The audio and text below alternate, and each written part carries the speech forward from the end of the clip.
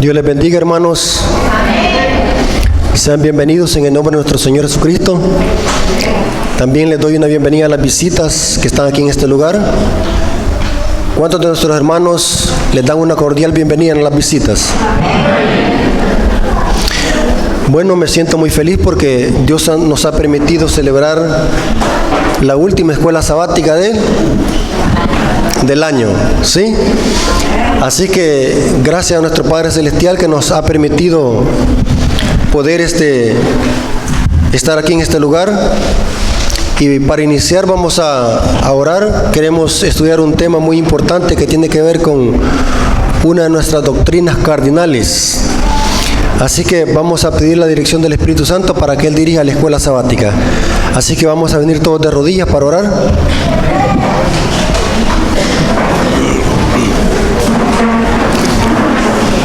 Señor que estás en el cielo, santificado sea tu nombre. Gracias, Señor, por permitirnos reunirnos en una escuela sabática más. Bendice, Señor, a tu pueblo, tu iglesia, las visitas. Que esta escuela sabática, Señor, sea para aprender, para edificar nuestra vida espiritual, conocer más de tu palabra, y que podamos, Señor, aumentar nuestra fe y así defenderla cuando alguien nos demande razón. Bendice, Señor, esta escuela sabática, que tu Espíritu Santo sea el guía de este estudio. Te lo suplicamos en el nombre de Jesús. Amén.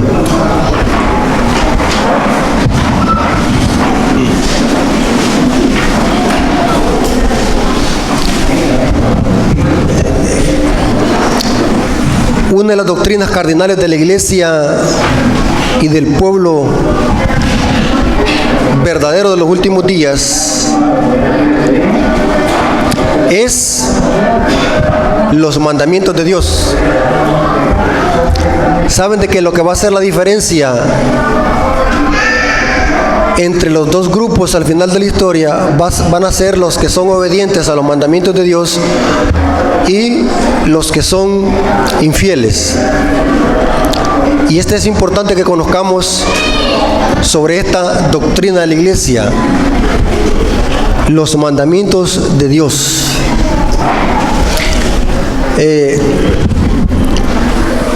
Yo creo que hablar de la ley de Dios es un tema muy inmenso y podemos presentarlo desde muchas perspectivas. Pero vale la pena, hermanos, hablar desde esta perspectiva que lo voy a hacer yo. Hermanos,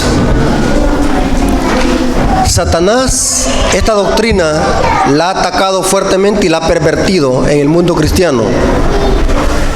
La ley de Dios es una de las doctrinas más atacadas por el diablo.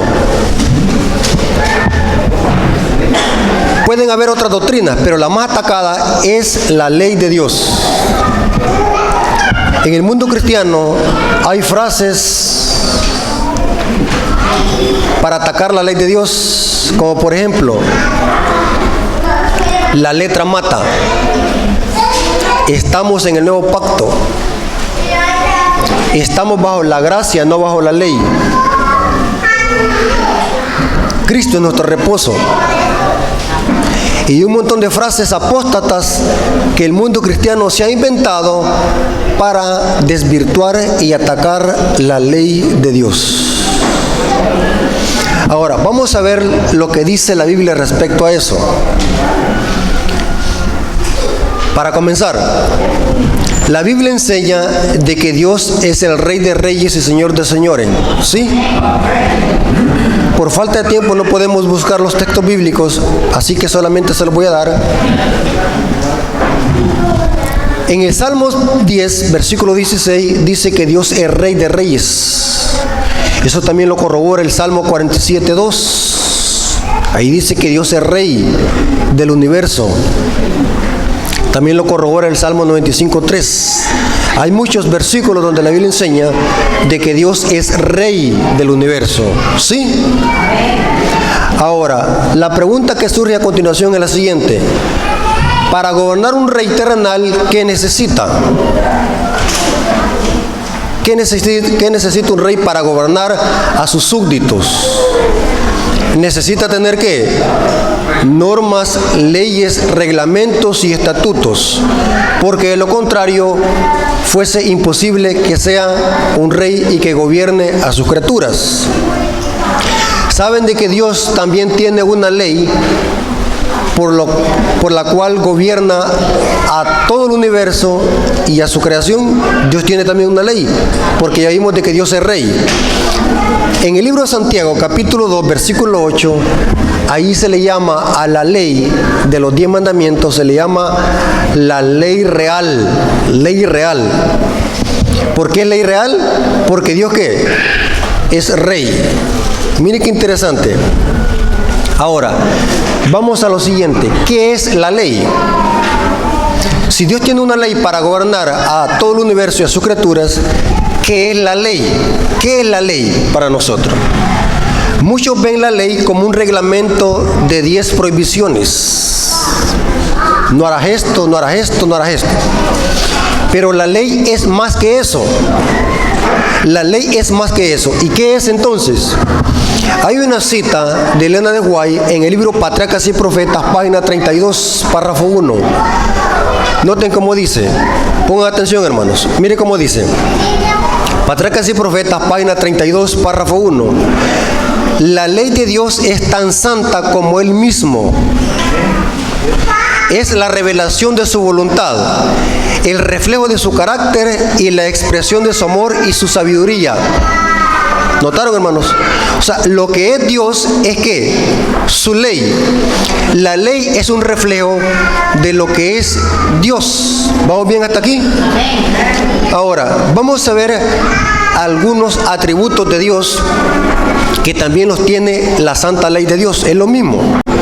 Y ya vamos a ver, hermanos, que por eso es que el diablo odia y ataca la ley de Dios, porque al atacar la ley de Dios está atacando ¿qué? El carácter de Dios. Algunos ejemplos. La Biblia dice que Dios es amor, 1 Juan 4:8. También la ley está basada en amor, eso lo dice Pablo en Romanos 13:10. Dios es santo, lo dice Isaías capítulo 6, versículo 1 al 3.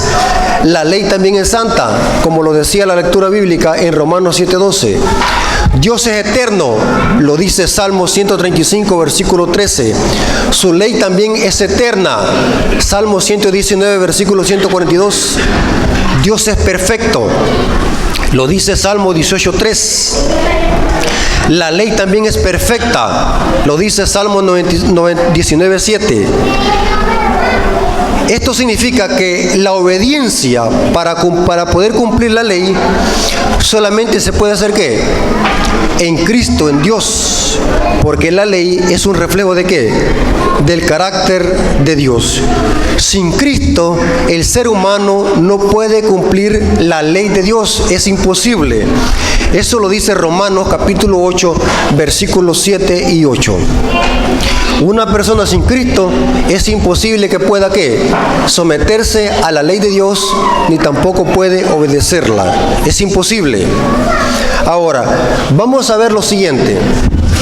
Quiero hacerlo lo más didáctico que se puede este tema para que nuestros amigos y nuestros hermanos puedan captar de una forma precisa y diáfana la importancia de esta doctrina que es la santa ley de Dios. ¿Cuál es el problema de los protestantes y de muchos cristianos que están confundidos allá afuera? ¿Cuál es el problema? Hay una gran confusión respecto a este tema. Es por no saber cuáles son las 3 funciones que desempeña la ley en el plan de salvación. La ley tiene 3 funciones en el plan de salvación. Repita conmigo, hermanos. Tiene 3 funciones en el plan de salvación. Vamos a ver la primera función, y esto es lo que muchos cristianos no comprenden y no entienden. Por eso es que el diablo los tiene confundidos y andan predicando un evangelio tuerto y un evangelio torcido allá afuera. Vamos a ver la primera función.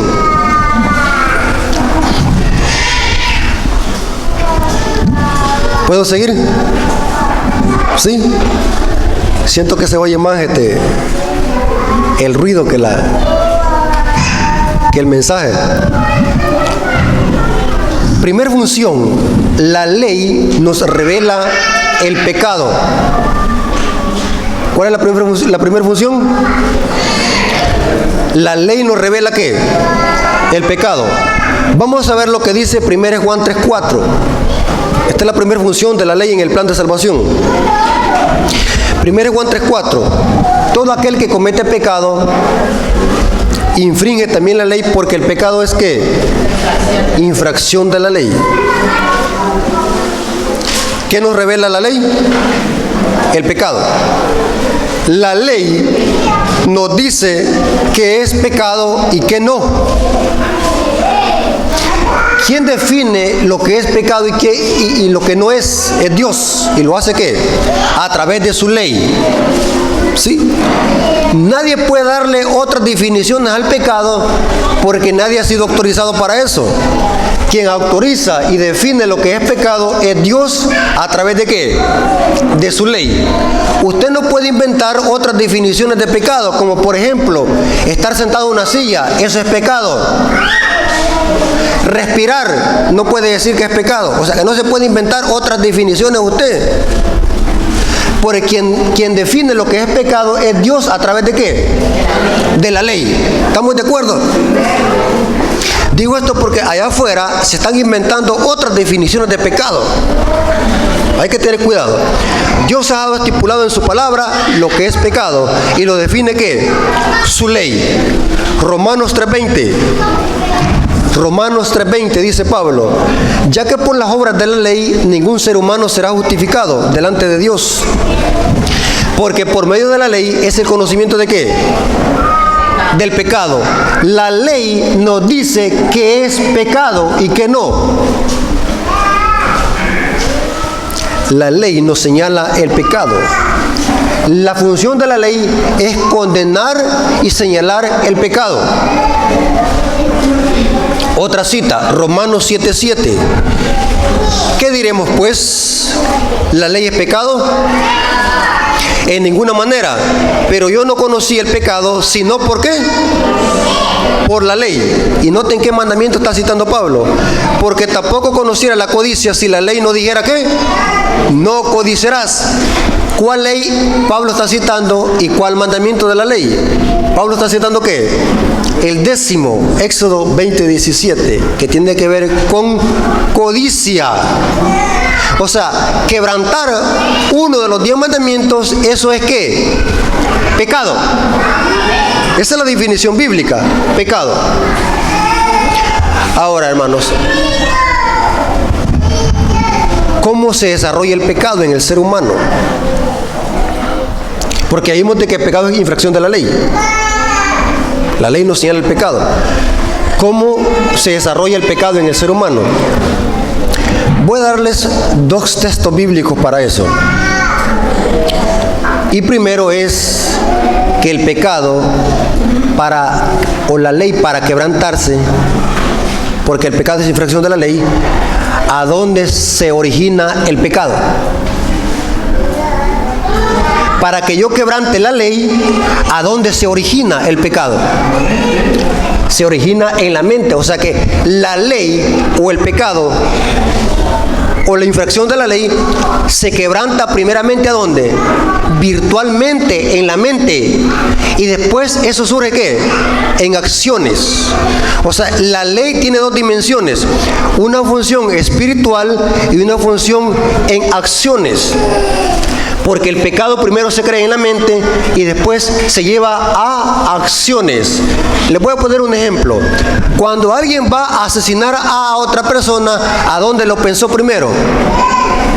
Cuando alguien se va a meter a un banco a robar, ¿ustedes creen que lo craneó, lo pensó? ¿Sí o no?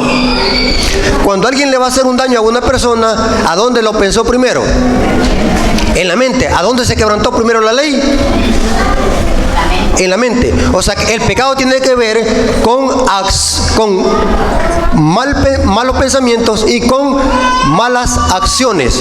Eso es pecado. Vamos a ver, por ejemplo, 2 textos bíblicos. Mateo 15:19. Recuerden que estamos en la primera función de la ley, que nos revela el pecado. Mateo capítulo 15, versículo 19, hermanos. Noten lo que dice Jesús, porque del corazón, que es lo más profundo del ser humano, la mente, porque del corazón salen ¿qué? ¿A dónde se quebranta primero la ley? En la mente. Porque del corazón salen los malos pensamientos, los homicidios, los adulterios, las fornicaciones, los hurtos, los falsos testimonios y las blasfemias. Vamos también a Santiago capítulo 1, versículo 13 y 15.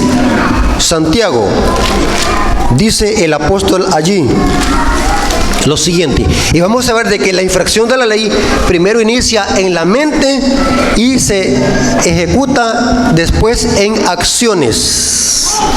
Santiago capítulo 1, versículo 13.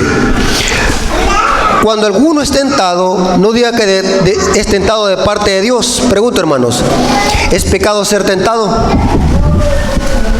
Según lo que estamos estudiando, ¿es pecado? No, ser tentado no es pecado. Noten que es pecado. Y vamos a ver de que el pecado es cuando cedemos a la tentación. ¿Sí? Cuando alguno es tentado, no diga que es tentado de parte de Dios, porque Dios no puede ser tentado ni tienta a nadie.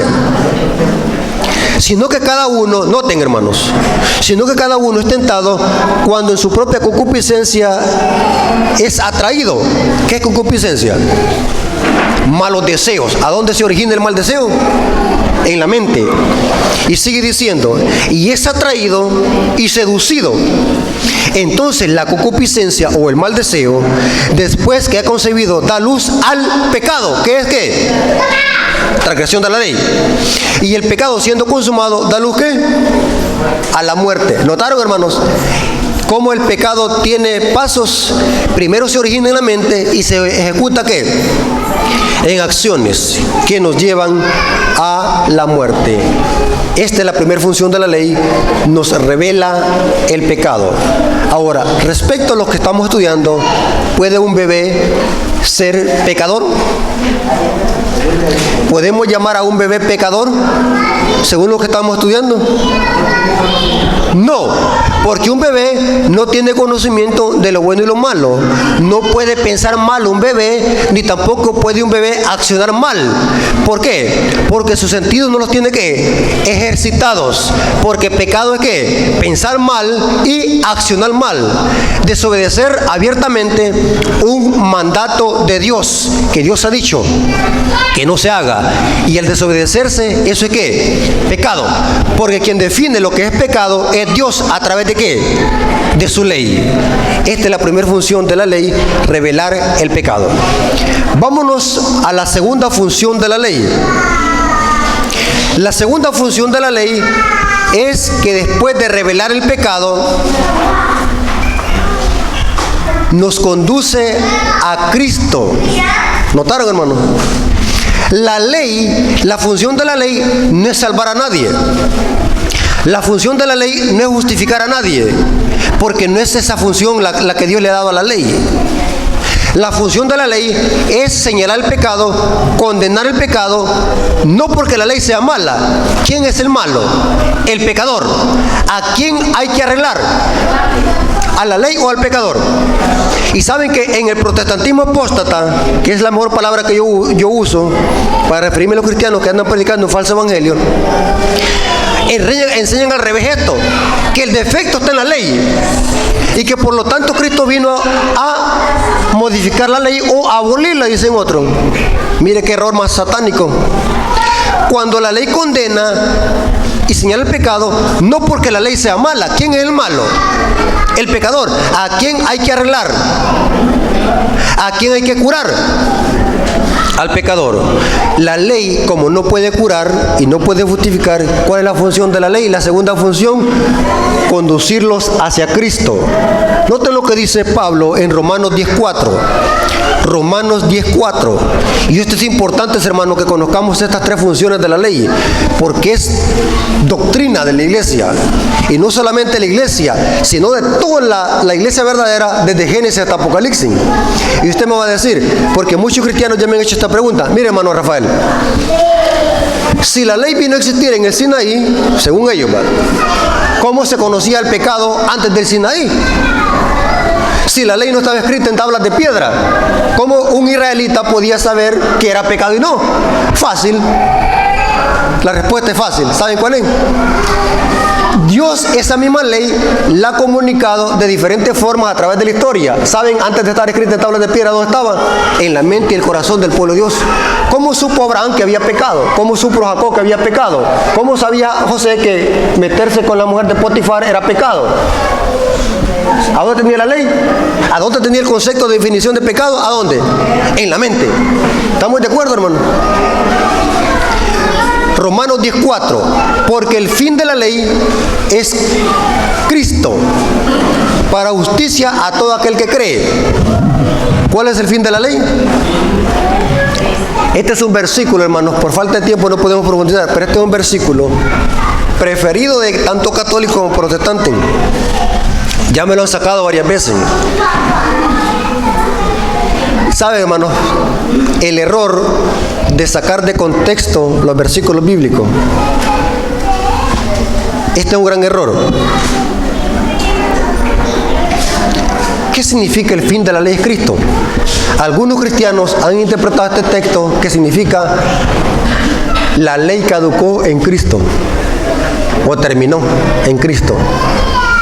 Así lo interpretan algunos cristianos. No sé a cuántos de ustedes, ya cuando han ido a dar estudios, les han sacado este texto. A mí me lo han sacado carismáticos, católicos, me lo han sacado pentecostales, Jesús solo, y un montón de cristianos que yo he platicado con ellos. Este texto ya me lo han sacado. Y he tenido que corregirles la falsa enseñanza que ellos presentan a través de este texto mal interpretado, por no estudiar la Biblia a profundidad. Este texto en la Reina Valera 60 está mal traducido. ¿Qué significa mal traducido? O sea, el texto no da la fuerza gramatical del griego. Voy a leerles otras versiones de Biblia. Esto es bueno, hermanos, para los estudiosos de la Biblia, a los que les gusta estudiar la Biblia verdaderamente, no a los que les gusta leer, porque leer, hasta los borrachos leen la Biblia. Estoy hablando de los que les gusta estudiar la Biblia a profundidad. Una de las herramientas para estudiar la Biblia es de que usted tenga varias versiones de Biblia. Hoy con la tecnología, hermanos, hay una vasta información y versiones de Biblia. Busqué otras versiones de Biblia, cómo traduce este texto. Noten cómo dice la Biblia de Serafín Ausejo. Es una de las Biblias muy buenas, de 1975. Mire cómo traduce este versículo, Romanos 10:4. Porque la finalidad de la ley es Cristo, para justificar a todo aquel que cree. La palabra fin, aquí la traduce la finalidad de la ley. ¿Cuál es? Es Cristo. Mire cómo lo traduce la Biblia textual. Es una Biblia muy buena también, Romanos 10:4. Porque el propósito de la ley es el Mesías, para justicia a todo aquel que cree. La palabra fin, que la Reina Valera traduce allí, es la palabra telos. Repita conmigo, con doble L. Telos.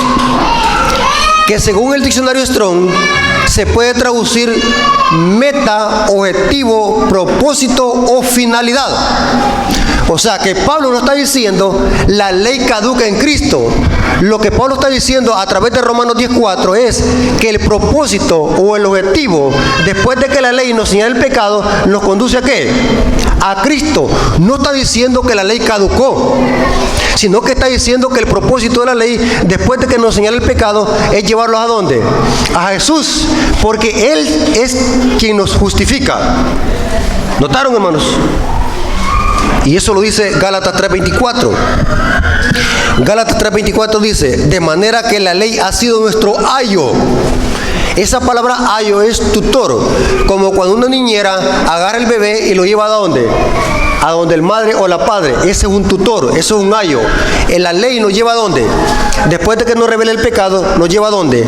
A Jesucristo. De manera que la ley ha sido nuestro ayo para llevarnos a Cristo. a fin de que fuésemos justificados por la fe. Pregunto, ¿la ley caducó en Cristo? ¿La ley desapareció en Cristo? No, Pablo no quiere decir eso, pero así lo interpretan muchos protestantes y aún católicos que se están preparando para atacar la ley de Dios. Tremendo, hermanos. Y si nosotros como adventistas no podemos hacer apología y no podemos defender nuestra fe, vamos a caer en error o vamos a quedar mudos cuando alguien nos cite este texto bíblico.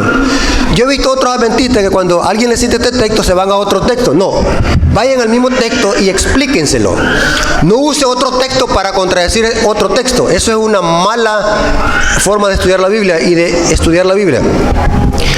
Vaya al mismo texto y explíqueselo a estos hermanos para que salgan de la confusión.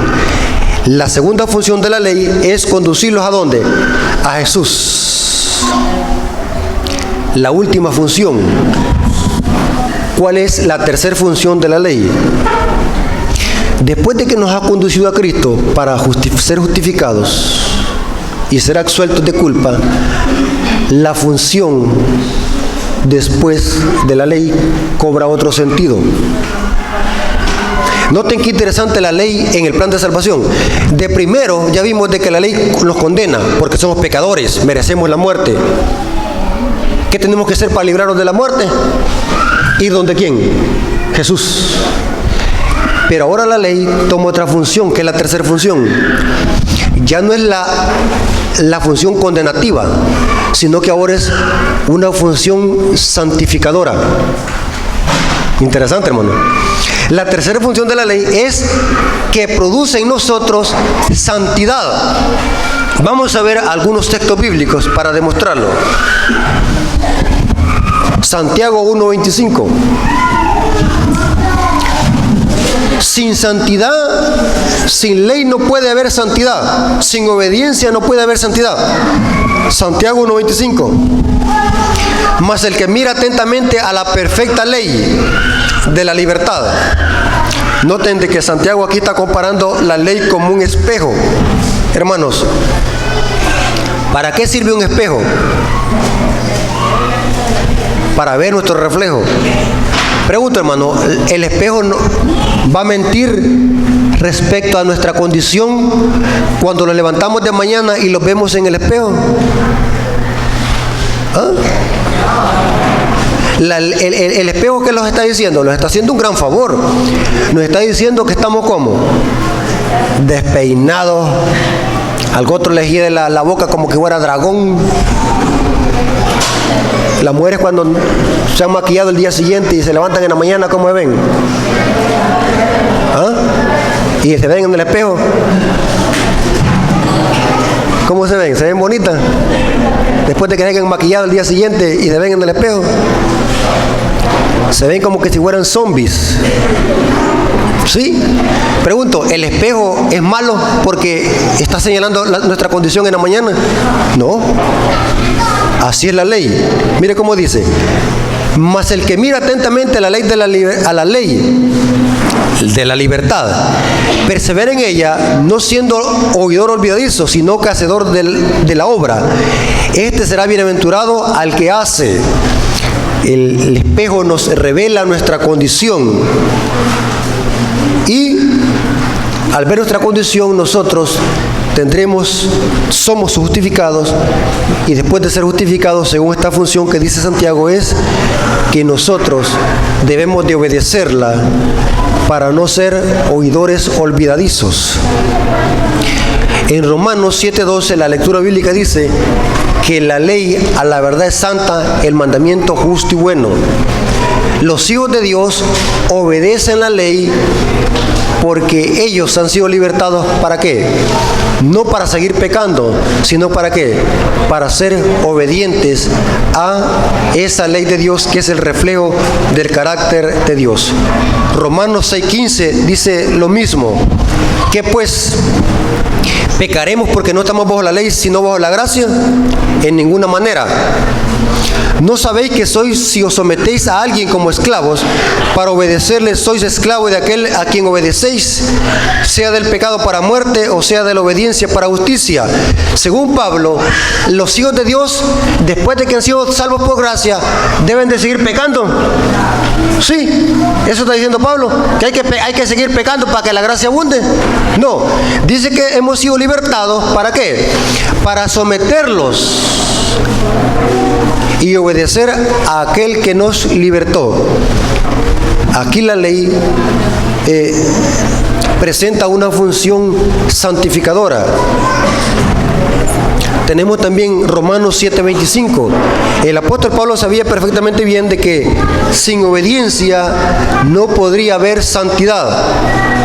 Romanos 7:25 dice: gracias doy a Dios por Jesucristo nuestro Señor, así que yo mismo con la mente sirvo a la ley de Dios, mas con la carne sirvo ¿qué? A la ley del pecado. Pablo presenta la lucha que tiene el cristiano, pero que en Cristo podemos nosotros someterlos a esa ley santa, justa y buena. Para terminar, viene lo siguiente. Esta pregunta ya me la han hecho varias personas. Si vimos de que la ley nos revela el pecado, nos manda donde Jesús para ser justificado, y en Cristo los cristianos deben de obedecerla porque necesitamos buscar la santidad diariamente, la pregunta que me han hecho es la siguiente: ¿por qué es que después de que nosotros hemos sido bautizados y nos hemos convertido a Jesús, pecamos? ¿O hay aquí alguien de que después de que se bautizó ya no volvió a pecar? ¿Ah? Levante la mano. ¿Alguien aquí? Después de que se bautizó ya no volvió a pecar. ¿Por qué es que entonces los hijos de Dios, después de que nos convertimos a Cristo, pecamos? ¿Ah? ¿Saben cuál es la respuesta que debemos de dar? Sencillo, la Biblia no necesitamos ni teólogos para interpretarla, la Biblia se explica sola. ¿Saben por qué nosotros pecamos? Sencillamente porque nos separamos de Jesús. Noten lo que dice 1 Juan 3, 5 y 8. En Cristo es imposible pecar. O sea, nosotros pecamos es porque nos separamos de Jesús, pero la Biblia dice que en Cristo se puede dejar de pecar. Y saben, hermano, tengamos cuidado porque allá afuera nos están predicando un evangelio tuerto que se está introduciendo en la iglesia, que es imposible dejar de pecar. Mire cómo dice 1 Juan 3, 5 y 8. Y sabéis que Él apareció para quitar nuestros pecados. Pregunto, hermano, ¿qué es lo que Cristo clavó en la cruz? ¿Qué es lo que vino Cristo a abolir? Nuestros pecados. Y no hay pecado en Él. Todo aquel que permanece en Él, ¿qué dice? Qué tremendo estos textos bíblicos, hermanos. Qué tremendos. El que permanece en Él no peca. En otras palabras, no quebranta ¿qué? La ley. Porque el pecado ¿qué es? Infracción de la ley. La pregunta es, ¿por qué nosotros pecamos? Porque nos separamos ¿de qué? De Cristo. La pregunta es, ¿por qué Cristo nunca pecó? Porque siempre se mantuvo ¿con quién? Con el Padre. Tremendo, hermanos. Todo aquel que permanece en Él no peca. Todo aquel que peca no le ha visto ni le ha conocido. Hijitos, nadie os engañe. El que hace justicia es justo, como Él es justo. El que practica el pecado, ¿qué es? Es del diablo. O sea que el primero que quebrantó la ley, ¿quién fue? El diablo. Porque el pecado ¿qué es? Infracción de la ley. Porque el diablo peca desde el principio. Para esto apareció el Hijo de Dios, para deshacer ¿qué? Las obras del diablo. Ahora, aquí viene lo interesante, hermano. El hecho de que nosotros, cuando nos separamos de Jesús, pecamos, Dios nos desechó. de su gracia? ¿Nos desechó de su gracia Dios? No. ¿Sabe qué es lo que dice el mismo Juan? Hijitos míos, esto les escribo para que no pequéis.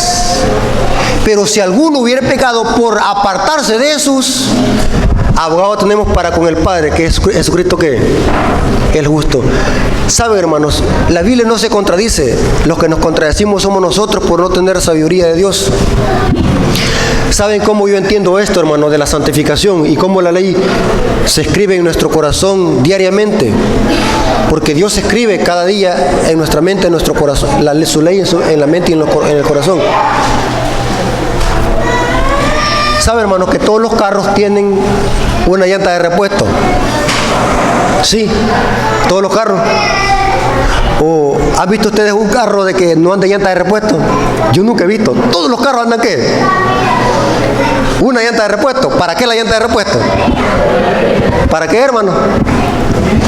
Usted cuando sale de su casa en la mañana va pensando en que se le va a pinchar la llanta. ¿Va pensando en eso? No.